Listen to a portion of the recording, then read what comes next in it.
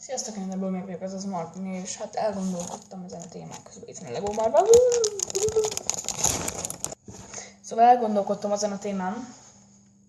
Herbie is ilyen összeszedett videókat csinál, mint én, és van 100 000 feliratkozója, talán 80.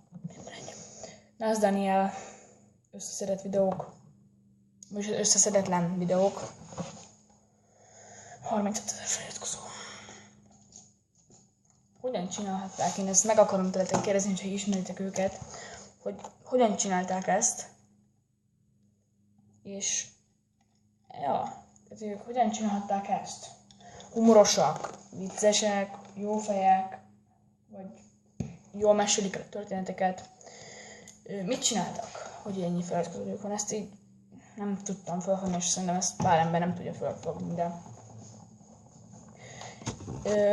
mondjátok már el nekem így kommentben, hogy ők mit csináltak, hogy így híresek lettek. Köszönöm, hogy tetszett, akkor dobj egy kék hüvelykujjat.